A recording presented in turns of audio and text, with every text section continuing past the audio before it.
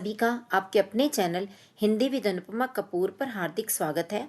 बच्चों, आज हम 12वीं कक्षा के हिंदी कोर के विषय में बात करेंगे, क्योंकि बोर्ड की परीक्षा आने वाली है और जिन बच्चों ने अभी तक अपनी हिंदी की तैयारी नहीं की उनकी चिंता तो स्वाभाविक है, मगर चिंता चिता समान। चिंता करने से कुछ नहीं होगा, चिंतन करने से होगा। तो आज की इस वीडियो में हम यही जानेंगे कि आखिर हम इस बचे हुए समय में, इतने कम समय में, किस तरह से अपनी हिंदी की तैयारी को पुख्ता करें। तो इसके लिए आज की वीडियो में हम जिन बातों पर यहाँ विचार करने वाले हैं उनमें सबसे पहला तो है प्रश्न पत्र का प्रारूप यानी अंक विभाजन। बोर्ड परीक्षा के लिए जो हटा दिए गए हैं पाठ, उनके ऊपर बात करेंगे और पाठ्यक्रम के जो चुनिंदा अति महत्वपूर्ण अंश हैं उन्हें भी जानेंगे। प्रश्न पत्र हल करने का सही तरीका समझेंगे और प्रतिदर्श प्रश्न पत्र का पूरा हल भी देखेंगे और समय पर प्रश्न पत्र पूरा करने के टिप्स भी जानेंगे। लेकिन उसके लिए आपको अंत तक वीडियो के साथ बने रहना होगा। तो जल्दी से एक नज़र डालते हैं कि जो वार्षिक परीक्षा है वह 100 अंक की होती है, लेकिन लिखित परीक्षा 80 अंक की है, जिसमें खंड क ख ग 3 खंड हैं। खंड क में केवल 2 ही प्रश्न होते हैं, अपठित गद्यांश और अठित पद्यांश के। गद्यांश जो है वो 10 अंक का और पद्यांश 8 अंक का आता है। इन्हें हल करने का सही तरीका भी आगे हम जानेंगे। और खंड ख में, जो कि अभिव्यक्ति और माध्यम पाठ्य पुस्तक के ऊपर आधारित है, इसमें पहला प्रश्न 6 अंक का रचनात्मक लेखन का आता है और इसके बाद इसमें 2-2 अंकों वाले 4 प्रश्न और 4-4 अंकों वाले 2 प्रश्न पूछे जाते हैं, यानी 16 अंक ये हो गए। और तो इस तरह से इस पाठ्य पुस्तक में से बने टोटल 22 अंक, यानी 18 अंक खंड क के थे, 22 अंक खंड ख के हैं और खंड ग में से भी 40 अंक का आएगा, तो कुल 80 अंक का प्रश्न पत्र बन जाएगा। और खंड ग जो है वो पाठ्य पुस्तकों पर आधारित है, जिसमें आरोह में से 30 अंक का और वितान में से 10 अंक का प्रश्न पत्र आता है। अब आरोह के प्रश्नों की अगर हम बात करते हैं, काव्यांश हो चाहे गद्यांश, इसमें 3 तरह के प्रश्न आने हैं। एक तो आएगा 5 अंक के एमसीक्यू और दूसरा 3-3 अंकों वाले 2 प्रश्न और 2-2 अंकों वाले 2 प्रश्न। ऐसे ही काव्यांश में से, ऐसे ही गद्यांश में से, और कुल मिलाकर के ये 40 अंक पूरे हो जाएंगे, क्योंकि वितान वाली पुस्तक में से 3 प्रश्नों में से 2 प्रश्नों के उत्तर देने होते हैं, जो 5-5 अंकों के 2 हैं। तो यानी 5-5 अंकों के 2 हुए तो 10 अंक का ये प्रश्न पत्र बन गया। आपने ये तो समझ लिया कि कहाँ से कितना कितना आने वाला है, लेकिन एक चीज बहुत जरूरी है, वो ये कि इसमें कुछ पाठ ऐसे हैं जो हट गए हैं, जिनमें से बोर्ड में कुछ नहीं पूछा जाएगा। आप इन पाठों को यहाँ देख सकते हैं कि इन पाठों को तैयार करने की आपकी कोई भी आवश्यकता नहीं है। तो ये बताने का मेरा उद्देश्य क्या है? सिर्फ इतना कि घबराओ नहीं, डरो नहीं, बल्कि समझो कि आपको कहाँ से कितनी कितनी तैयारी करनी है। क्योंकि हमारे गद्य खंड के कुल सिर्फ 6 पाठ हैं और काव्य खंड के सिर्फ 9 पाठ हैं, तो 15 पाठ कुल आपने तैयार करने हैं। आपका ये 40 अंक का पाठ्य पुस्तकों का तैयार हो जाता है आरोह में से। और वितान के तो सिर्फ 3 ही पाठ हैं, तो इन्हीं को आपको तैयार करना होगा। मगर उसमें भी कुछ भाग ऐसे हैं जो बहुत अधिक महत्वपूर्ण हैं, जिनमें से पूछा ही पूछा जाता है। जैसे काव्य खंड में अति महत्वपूर्ण कविताएं कौन सी हैं? आत्म परिचय, कविता के बहाने, छोटा मेरा खेत, उषा, बादल राग, इनमें से अक्सर प्रश्न पूछे जाते हैं। इन्हें आपको बहुत अच्छी तरह से तैयार करना है। ऐसे गद्य खंड में जो सबसे ज्यादा महत्वपूर्ण प्रश्न वाले बनते हैं पाठ, वे हैं जैसे बाजार दर्शन, भक्तिन, शिरीष के फूल, श्रम विभाजन और जाति प्रथा। इनमें से अक्सर आते ही हैं प्रश्न। इसी तरह वितान की पुस्तक में से 3 पाठों में से यदि आपने केवल कोई 2 पाठ भी तैयार कर लिए, तो आपको तीनों पाठों में से एक एक प्रश्न मिलने वाला है, तो आपका काम तो 2 पाठों से भी चल जाएगा। और अभिव्यक्ति और माध्यम की जो पुस्तक है, उसके अति महत्वपूर्ण विषयों की अगर हम बात करें, तो समाचार लेखन की शैली व ककार, फीचर लेखन, जिसमें फीचर लेखन क्या है, इसे लिखते इसमें किन बातों का ध्यान रखना चाहिए, ये। और रेडियो टेलीविज़न की भाषा और मुद्रित माध्यम और इंटरनेट की खूबियाँ व खामियाँ, नाटक और कहानी के तत्व और कुछ परिभाषाएं जो बहुत अधिक महत्वपूर्ण है, अक्सर आती हैं, जैसे स्तंभ लेखन, संपादकीय लेखन, विशेष लेखन, पत्रकारीय लेखन, बीट, अप्रत्याशित विषयों पर लेखन, इनकी परिभाषाएं आपसे पूछी जाती हैं। तो ये आपने समझ लिया कि कौन सा हिस्सा ऐसा है जिसे हम हर हाल में तैयार कर लें और पास होने की तो कोई चिंता ही नहीं। लेकिन सही सही अगर पेपर करना है आपको और अच्छे अंक पाने हैं तो प्रश्न पत्र को पूरी तरह से समझने की ज़रूरत है। लेकिन उससे पहले आपने अगर अभी तक चैनल सब्सक्राइब नहीं किया वो कर लीजिए और बेल आइकन को भी दबा लीजिए। कमेंट करके मुझे ज़रा जल्दी से बता दीजिए कि वितान में से कितने अंकों का आने वाला है। अब हम देखते हैं सीबीएसई द्वारा जारी सैंपल पेपर को। और इस सैंपल पेपर को दोहराने के बाद आपको काफ़ी हद तक एक कॉन्फिडेंस आ जाएगा, आत्मविश्वास आप में उत्पन्न होगा। इसमें सबसे पहले अपठित बोध वाला जो प्रश्न है, इसके अंदर आप वीडियो को पॉज करके खुद ही अच्छी तरह से इस गद्यांश को पढ़ लीजिए और फिर जो जो पंक्तियां प्रश्नों से संबंधित हैं उन्हें अंडरलाइन करते जाइए। और उसके बाद आप जब उत्तर छाटेंगे तो बड़ी आसानी से मिला पाएंगे। जैसे पहला प्रश्न, शिक्षक और समाज किसके प्रतीक हैं, तो उत्तर आएगा मिट्टी और धरती। अगला, शिक्षक विद्यार्थियों के आवेग को समेटते हैं और जो नौजवान शैतान होते हैं उन्हें रास्ते पर लाते हैं। इस पंक्ति से हमें पता चलता है कि शिक्षकों को सही उत्तर होगा बाल मनोविज्ञान की समझ होती है। और तीसरा भी कथन वाला है, इसमें 4 कथन है, ध्यानपूर्वक पढ़ लीजिए और इसका सही उत्तर मैं आपको बता देती हूँ। तीसरे वाला है, केवल कथन 1, 2 और 3 सही हैं। चौथा, समाज की इमारत से लेखक का क्या अभिप्राय है, 1 अंक का है तो बहुत संक्षेप में उत्तर देना है, समाज की संस्कृति और जीवन की गुणवत्ता। अगला है, शिक्षक को समाज का आधार क्यों माना गया है, क्योंकि शिक्षक ही वह आधार है जिससे कि मानव पीढ़ी दर पीढ़ी हर प्रकार से सहायता पाता है और धन अर्जित करने का काम भी करता है।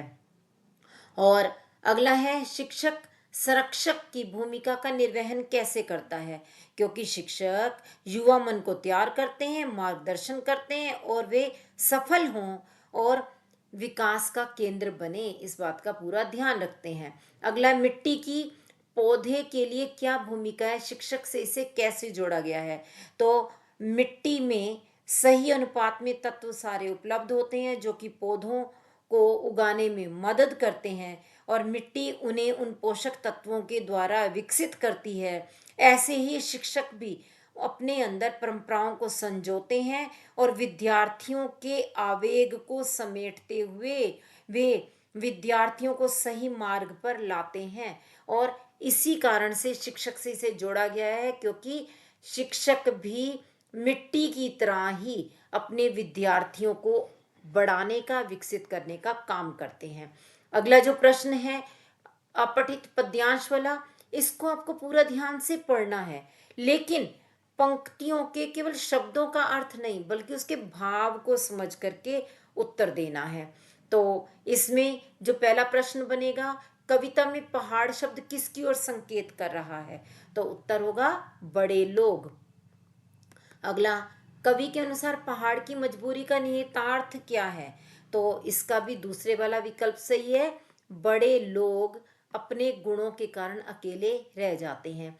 तीसरा है, निम्नलिखित में से कविता का मर्म क्या हो सकता है, तो इसका तीसरे वाला उत्तर सही होगा, मानव के एकाकी होने के कारण का विश्लेषण। चौथा प्रश्न है, कवि के अनुसार आरोहियों के लिए क्या आमंत्रण है, तो आरोहियों के लिए आमंत्रण है कि वे पहाड़ की ऊंचाई और उसका प्राकृतिक सौंदर्य दोनों ही देखें। और अगला है, पहाड़ अभिनंदन का अधिकारी क्यों है, पहाड़ को अभिनंदन का अधिकारी उसकी भौगोलिक विशेषताओं के कारण बताया गया है, पेड़ ना लगाना, पौधे घास ना जमाना, बहती धरती, बहती नदी, अत्यधिक ऊंचाई आदि, ये सारी चीज़ों पर ही यहाँ पर बात की गई है। पहाड़ अगले प्रश्न की ओर बढ़ते हैं, जिसमें कहा गया कि कवि के अनुसार जिसका दरसहीन भाव भर दे से क्या तात्पर्य है। तो कवि को पहाड़ की ऊंचाई व उसकी अन्य विशेषताओं के समक्ष सभी कुछ छोटा लगता है। पहाड़ की ऊंचाई और विशेषताएं देखने के बाद व्यक्ति अपने आप ही हीन भाव से भर जाता है, ऐसा कवि को लगता है। तो आपने देख लिया, जो 2 अंकों वाले थे उनको थोड़ा हमने विस्तार से लिखा, 1 अंक वालों को संक्षेप में। अब आई अभिव्यक्ति और माध्यम पुस्तक के प्रश्नों की बात। तो ये जो रचनात्मक लेखन है, इसमें आप ध्यान रखिएगा कि आपको 120 शब्दों में, अपने शब्दों में जैसा आपके मन में आ रहा है वो लिखना है, लिखना जरूर है। और बस आपको अंक मिलेंगे ही मिलेंगे, बशर्ते कि आप अपने विषय से बाहर ना जाएं। किसी भी एक विषय पर आप बना बना करके लिख सकते हैं। और चौथा प्रश्न जो है, डेडलाइन से क्या तात्पर्य है और यह क्यों आवश्यक होती है। 2 अंक का प्रश्न है। डेडलाइन का अर्थ है एक निश्चित समय सीमा के अंदर प्रकाशन के लिए अपनी रिपोर्ट या समाचार या लेख दे देना। तो किसी भी अखबार और पत्रिका में छपने के लिए जो एक निश्चित समय सीमा तय की जाती है, उसी को डेडलाइन कहते हैं। और यह आवश्यक इसीलिए है ताकि समय पर प्रकाशन हो सके। अगला प्रश्न, रेडियो समाचार की भाषा के विषय में अपने विचार व्यक्त करें। तो रेडियो समाचार की भाषा सरल, सहज, सुबोध, आम बोलचाल की होनी चाहिए, जो कि जो समाचार वाचक हैं वो भी आसानी से पढ़ सकें और सुनने वाले भी ध्यान से उसे आराम से समझ सकें। और इसमें बहुत कठिन शब्द, सामासिक शब्द या तत्सम शब्दों की अधिकता नहीं रहनी चाहिए और मुहावरेदार भाषा भी कम से कम होनी चाहिए। अगला है संपादकीय लेखन से आप क्या समझते हैं। संपादकीय लेखन यानी वह लेखन जो संपादकीय पृष्ठ पर छपता है और इसके जरिए किसी भी घटना, समस्या या मुद्दे के बारे में संपादक वर्ग अपनी राय प्रस्तुत करते हैं। यह कोई एक व्यक्ति नहीं होता बल्कि पूरा संपादक मंडल होता है और इसीलिए इसमें किसी एक का नाम नहीं छापा जाता, बल्कि इसके लिखने की जिम्मेवारी पूरे अखबार की रहती है। पूरे संपादक मंडल, जिसमें कि संपादक भी है, उसके अन्य सहयोगी भी हैं, उनकी रहती है। और आम तौर पर अखबारों में, यहाँ अखबारों में जो संपादकीय हैं वे मुख्य संपादक और सहायक संपादक ही लिखते हैं। इसमें बाहर का कोई लेखक या पत्रकार संपादकीय नहीं लिख सकता। अगला है फीचर क्या है। फीचर एक आत्मनिष्ठ, सृजनात्मक, सुव्यवस्थित लेखन होता है जिसका उद्देश्य पाठकों को सूचना देना, शिक्षित करना और उनका मनोरंजन करना होता है। अगला है बीट किसे कहते हैं। संवाददाताओं में उनकी रुचि और ज्ञान के आधार पर उनके कार्य क्षेत्र का विभाजन किया जाता है। जिस क्षेत्र में वे अपनी भूमिका निभाते हैं और उसी कार्य क्षेत्र को ही बीट का नाम दिया जाता है। जैसे यदि किसी की खेल में रुचि है तो उसे खेल दे दिया जाएगा, किसी की फैशन जगत में रुचि है तो उसे फैशन का बीट दे दिया जाएगा। तो इसी को एक बीट कहते हैं। अगला प्रश्न है नाटक और कहानी में क्या अंतर है। कहानी की तुलना में नाटक को लंबे समय तक लोग क्यों याद रखते हैं। ये 4 अंक का है तो कम से कम 4 बिंदु आपको बताने होंगे। कहानी का संबंध लेखक और पाठक से होता है, जबकि नाटक का संबंध लेखक, निर्देशक, पात्र, दर्शक, श्रोता और अन्य भी बहुत से लोगों से होता है। पहला अंतर तो ये हो गया। दूसरा, जो नाटक है वह दृश्य श्रव्य की श्रेणी में आता है, जबकि कहानी केवल पढ़ी जाती है। और तीसरा बोल सकते हैं नाटक का संबंध स्मृति से होता है, क्योंकि जो चीज़ हम देख लेते हैं वह हमें अधिक लंबे समय तक याद रहती है और केवल सुनी हुई या पढ़ी हुई बात हम जल्दी से भूल जाते हैं। और अगला जो भाग था कि कहानी की तुलना में नाटक को लंबे समय तक लोग याद क्यों रखते हैं, कारण भी यही है क्योंकि दृश्य श्रव्य होने की वजह से हमारे मन मस्तिष्क में अधिक लंबे समय तक बना रहता है। अगला है रेडियो नाटक में संवाद की क्या विशेषताएं हैं। तो संवाद हमेशा रेडियो नाटक को आगे बढ़ाने में प्रमुख भूमिका निभाता है, क्योंकि इसमें अलग अलग पात्र केवल आवाज के द्वारा ही पहचाने जाते हैं, तो इसीलिए उनके संवाद भी उसी के अनुरूप होंगे। कोई पढ़ा लिखा है या अनपढ़ है, उसी के अनुसार उसके संवादों में भी अंतर आएगा।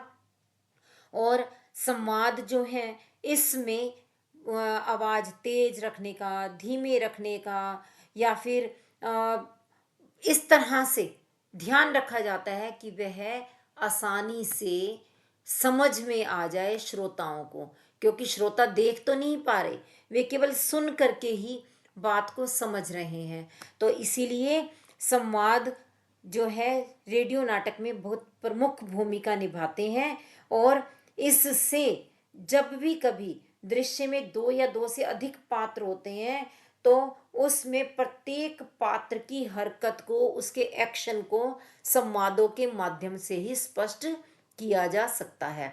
अगला है, अप्रत्याशित विषयों को लेख का नाम क्यों दिया जाता है। अप्रत्याशित का अर्थ है जो हमें पहले से पता नहीं। तो ऐसे विषय जिसके ऊपर पहले से हमें कोई जानकारी नहीं है, उन्हें अप्रत्याशित विषय कहते हैं। तो उन्हें हम लेख का नाम इसलिए देते हैं क्योंकि जब लिखा जाएगा तो वह निबंध भी हो सकता है, संस्मरण भी हो सकता है, रेखा चित्र भी हो सकता है, यात्रा वृतांत भी हो सकता है, वह किसी भी प्रकार का हो सकता है। तो इसीलिए एक सामान्य नाम दे दिया जाता है लेख, और इसे किसी विशेष विधा में बांध करके लिखने के लिए मजबूर नहीं किया जाता। आगे है ये पठित काव्यांश पर आधारित। इस काव्यांश को तो आप स्वयं पढ़ेंगे और इसके उत्तर हम फटाफट से छांटते चलेंगे। कवि के अनुसार कागज का पन्ना किसका प्रतीक है, तो उत्तर होगा खेत का। अगला, ये सुमेलित करने वाला है, आपको कॉलम क और कॉलम ख दोनों को देख लेना है, और इसमें सही उत्तर बनता है ये चौथे वाला, क्योंकि पहला क्षण का बीज, इसका मिलान होगा रचना, विचार और अभिव्यक्ति से, और अंधड़ का मिलान होगा भावात्मक उद्वेग से, और कटाई अंतता का मिलान होगा असीमित रसास्वादन से। अगला है, कविता का मर्म किसे कहा जा सकता है, तो इसका उत्तर क्या होगा, कवि कर्म के चरण, ये दूसरे वाला। आगे यहाँ पर कथन और कारण वाला प्रश्न है। कविता की कटाई अनंतता है, और कविता लिखे जाने के बाद पढ़ने पर सदा रस प्रदान करती है। तो इसमें आपको छांटना है कि कौन से वाला उत्तर सही होगा, तो इसका है चौथा, क्योंकि कथन और कारण दोनों सही हैं, और कारण कथन की सही व्याख्या करता है। अगला है, कवि के अनुसार उसका कागज का पन्ना रस का अक्षय पात्र क्यों है, क्योंकि यह चिरकाल तक आनंद देता है। तो बच्चों, आपको समझ में आ रहा होगा ना कि इतना मुश्किल नहीं है जो हम डरते रहें। अब अगला प्रश्न है, आत्म परिचय कविता में कवि एक और जगजीवन का भार लिए घूमने की बात करता है, और दूसरी ओर मैं कभी ना जग का ध्यान किया करता हूँ, विपरीत से लगते इन कथनों पर आपका क्या मत है। तो इसके लिए यहाँ पर देखिए 3 अंक का है, कम से कम 3 मूल्य अंक तो होने ही चाहिए। तो कविता में एक और तो राग, एक और तो जग जीवन का भार लिए घूमने की बात कवि ने की, जिसका अर्थ है कि मनुष्य की सामाजिकता, मनुष्य एक सामाजिक प्राणी है, इसलिए उसे सांसारिक दायित्वों का निर्वाह करना ही पड़ता है, जैसे कि कवि कर रहे हैं। जीवन में सुख दुख दोनों ही आते हैं, मनुष्य को अनेक कष्टों का सामना करना पड़ता है, परंतु वह इस जीवन से अलग नहीं हो सकता। और दूसरी ओर, मैं कभी ना जग का ध्यान किया करता हूँ, इस पंक्ति के माध्यम से कवि कहना चाहता है कि अन्य लोगों द्वारा की गई आलोचना को वह ध्यान नहीं देते, कवि से हृदयहीन और स्वार्थी मानते हैं, वह अपनी मस्ती में रहते हैं, और जहाँ तक हो सके प्रेम बांटने की कोशिश करते हैं। अगला है, सावन और भादों के महीने बीत जाने के बाद प्रकृति में जो परिवर्तन कवि ने पतंग कविता में बताए हैं, उनका वर्णन अपने शब्दों में करिए। तो यहाँ पर कवि ये कहता है कि सावन में तेज बौछारें पड़ी, और भादो जब चला गया तो सवेरा हुआ, और अत्यंत लालिमा सुंदरता वातावरण में छा गई। यह सवेरा खरगोश की आंखों के समान लाल रंग का था। वातावरण स्वच्छ व धुला हुआ था। धूप चमकीली थी और फूलों पर तितलियां मंडरा रही थी। जब बच्चे के रंग बिरंगे पतंग आकाश में उड़ने लगे तो चारों ओर सीटियों और तितलियों की किलकारियों की आवाजें गूंज उठी और तितलियों ने मधुर गुंजार शुरू कर दिया। अगला है कविता के बहाने। पाठ में कवि के अनुसार बिना मुरझाए महकने के माने क्या होते हैं। देखिए, यहाँ कवि कहना चाहता है कि फूल जो है निश्चित समय तक के लिए खिलते हैं, उनका जीवन निश्चित ही होता है, परंतु कविता के खिलने का कोई निश्चित समय नहीं होता। उसकी जीवन अवधि असीमित है, वह कभी नहीं मुरझाती। उनकी कविताओं की महक सदैव फैलती रहती है। अगला प्रश्न, हम समर्थ शक्तिवान और हम एक दुर्बल को लाएंगे कविता कैमरे में बंद अपाहिज की प्रस्तुत पंक्ति में कवि ने क्या व्यंग्य किया है। यहाँ कवि ने व्यंग्य किया है जो मीडिया संचालक हैं उनके ऊपर, क्योंकि मीडिया की ताकत और कार्यक्रम संचालक की मानसिकता का इस पंक्ति के माध्यम से पता चलता है। मीडिया कर्मी या मीडिया संचालक अपने प्रचार प्रसार की ताकत के कारण किसी का भी मजाक बना सकते हैं और किसी को भी नीचे गिरा सकते हैं। चैनल के मुनाफे के लिए संचालक किसी की करुणा तक को भी बेच सकते हैं और कार्यक्रम का निर्माण व प्रस्तुति संचालकों की मर्जी से ही होता है। अगला है उषा कविता के प्रस्तुत काव्यांश का भाव सौंदर्य बताइए। बहुत काली सिल जरा से लाल केसर से की जैसे धुल गई हो। उषा कविता में कवि ने यह ऐसा इसलिए कहा कि जैसे काली सिल के ऊपर थोड़ा सा केसर डाल दें तो ऐसे लगता है जैसे उसका कालापन खत्म हो गया हो। ठीक इसी तरह से भोर के समय जब उषा निकलती है तो क्या होता है, उस समय पूरी तरह से आकाश की कालिमा खत्म नहीं हुई होती लेकिन लालिमा उभरने लगती है। तो काले और लाल रंग का जो ये संगम है, ये ऐसा लगता है जैसे किरण रूपी केसर से आकाश को धो दिया गया हो और सूर्योदय होते ही हर चीज चमकने लगती है। अगला है लक्ष्मण मूर्छित थे और संपूर्ण वातावरण में शोक छाया हुआ था, तब हनुमान का आना करुण रस में वीर रस के आने जैसा क्यों प्रतीत होता है। लक्ष्मण मूर्छा और राम का विलाप कविता के आधार पर उत्तर दीजिए। तो ऐसा इसलिए होता है क्योंकि सभी दुखी थे लक्ष्मण के मूर्छित होने से और पूरे वातावरण में शोक का फैलाव हो गया था। मगर जब हनुमान जी संजीवनी लेकर आए तो वे पूरा का पूरा पर्वत ही उठा करके ले आए थे और उन्हें देख करके ना केवल राम बल्कि वहाँ उपस्थित सभी लोग खुश हो गए और जल्दी ही वैद्य जी ने लक्ष्मण को संजीवनी बूटी पिलाई और लक्ष्मण जी उठ खड़े हुए। तो इससे पूरी सेना राम सहित पूरी की पूरी वानर सेना खुश हो गई और इस प्रकार जो शोकग्रस्त माहौल था वह वीर रस से युक्त हो गया। अगला है, यहाँ पर यह आप देख पा रहे होंगे गद्यांश है जाति प्रथा वाले पाठ का और इसके भी प्रश्न देखते हैं। पहला प्रश्न, लेखक के अनुसार जाति प्रथा के समर्थक किस अधिकार को देने के लिए राजी नहीं होंगे। तो इसका उत्तर होगा व्यवसाय का चयन। अगला, दास्ता में कौन सी अवधारणा सम्मिलित नहीं है। सही विकल्प का चयन करना है। तो ये 4 विकल्प आपके सामने हैं। सही उत्तर होगा स्वाधीनता के साथ जीना। अगला है, मनुष्य के प्रभावशाली प्रयोग से लेखक का क्या तात्पर्य है। तो लेखक का तात्पर्य है यहाँ पर आप देखिए कौन से वाला सही उत्तर होना चाहिए, अपनी इच्छा से कार्य करने की स्वतंत्रता। अगला, जीवन शारीरिक सुरक्षा और संपत्ति के अधिकार की स्वतंत्रता पर किसी को कोई आपत्ति क्यों नहीं है। इसमें भी जो 4 विकल्प हैं इनमें से सही विकल्प निकलता है पहले वाला। इन अधिकारों को देने के बाद भी दास्ता की प्रक्रिया बनी रहती है। अगला प्रश्न, जाति प्रथा के पोषक से लेखक का क्या आशय है। तो लेखक का आशय है जातिगत भेदभाव को बढ़ावा देने वाले। आगे 10वां प्रश्न, जाति प्रथा को श्रम विभाजन का आधार क्यों नहीं माना जा सकता? पाठ से उदाहरण देकर समझाइए। तो इसमें हमें कम से कम 3 मूल्य बिंदु देने की आवश्यकता है, क्योंकि 3 अंक का ये प्रश्न है। तो पहला हो सकता है, जाति प्रथा श्रम विभाजन के साथ साथ श्रमिक विभाजन भी करती है। सभ्य समाज में श्रमिकों का विभिन्न वर्गों में विभाजन अस्वाभाविक है।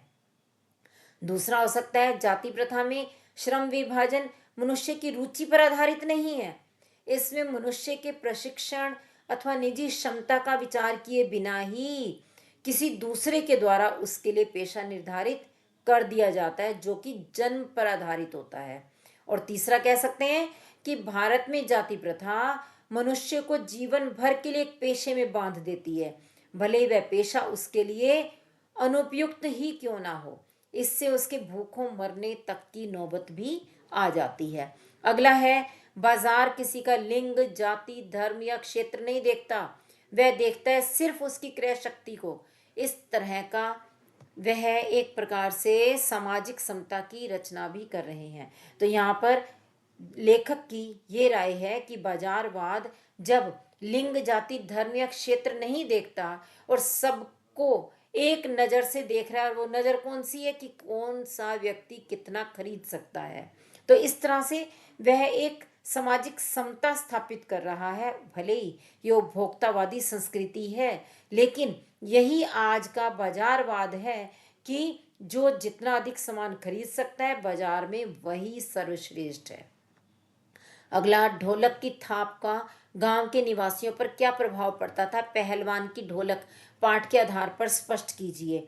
तो इस पाठ के आधार पर यह कहा गया कि महामारी की त्रासदी से जूझते हुए ग्रामीणों को ढोलक की आवाज संजीवनी शक्ति जैसी लगती थी। वह उन्हें मौत से लड़ने की प्रेरणा देती थी, और यह आवाज बूढ़े, बच्चों, जवानों को, शक्तिहीन होते हुए लोगों को एक तरह से नई चेतना उनमें भर देती थी। इससे भले ही बुखार को दूर करने की ताकत तो नहीं मिलती थी, मगर इसे सुनकर उन प्राणियों को आंखें मूंदते समय कोई तकलीफ नहीं होती थी, वे मौत से भी नहीं डरते थे। इस प्रकार ढोलक की आवाज गांव वालों को मृत्यु से लड़ने की प्रेरणा देती थी। आगे अगला प्रश्न है, जीजी ने इंद्र सेना पर पानी फेंके जाने को किस तरह सही ठहराया? काले मेघा पानी दे पाठ के आधार पर स्पष्ट कीजिए। 2 अंक का है और आपको केवल 40 शब्दों में इसका उत्तर देना है। तो जीजी के अनुसार, मनुष्य के पास जो चीज ना हो और वह उसका त्याग करके किसी और को दे दे, तो वह उसको बहुत अच्छा फल मिलता है। इंद्रसेना ऐसे समय में पानी की मांग करती थी जब लोगों के पास स्वयं पानी नहीं हुआ करता था। लोग अपने घरों से निकाल निकाल कर पानी देते थे, और लेखक को पानी की बर्बादी पसंद नहीं आती थी।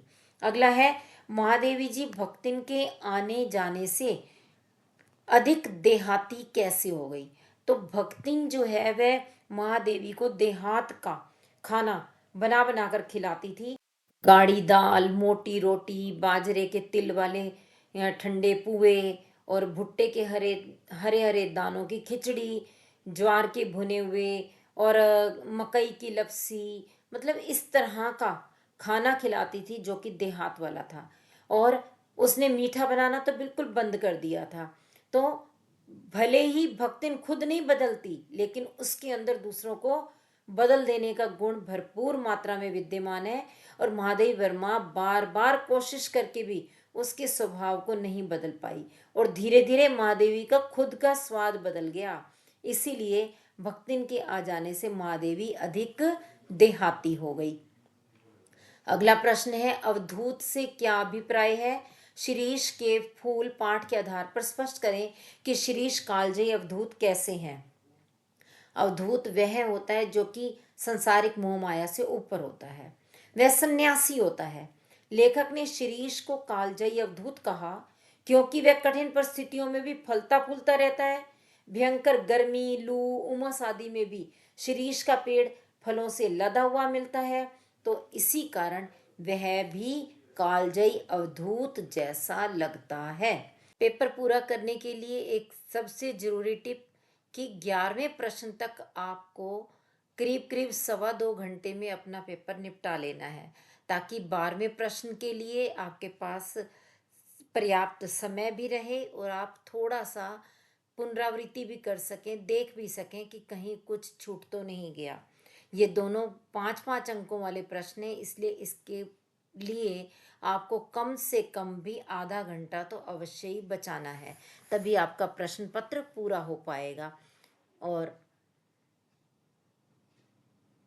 ये देखते हैं 12वां प्रश्न, और इसमें पहला है, समय के साथ यशोधर बाबू की पत्नी स्वयं को ढाल सकने में सफल होती है, लेकिन यशोधर बाबू असफल रहते हैं। ऐसा क्यों हुआ होगा? कहानी सिल्वर वेडिंग के आधार पर तार्किक टिप्पणी करें। तो समय के साथ साथ यशोधर बाबू अपने आप को नहीं ढाल पाए, जबकि उनकी पत्नी ने ढाल लिया।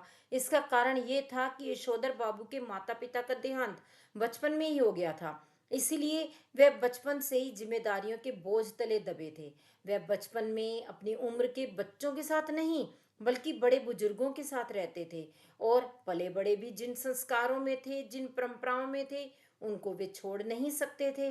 वे अपने आदर्श किशन दा को मानते थे और आधुनिक परिवेश में बदलते हुए जीवन मूल्यों और संस्कारों के विरुद्ध थे। जबकि उनकी पत्नी अपने बच्चों के साथ खड़ी दिखाई देती है। वह अपने बच्चों के आधुनिक दृष्टिकोण से प्रभावित है।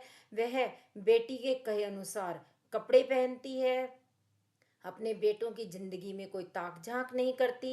यशोधर बाबू की पत्नी आज की आधुनिकता के हिसाब से रहती है और समय में परिवर्तन होता देख करके खुद में भी परिवर्तन लाने का प्रयास करती है, परंतु यशोधर बाबू अभी भी पुराने रीति रिवाजों में ही बंध कर रहते हैं।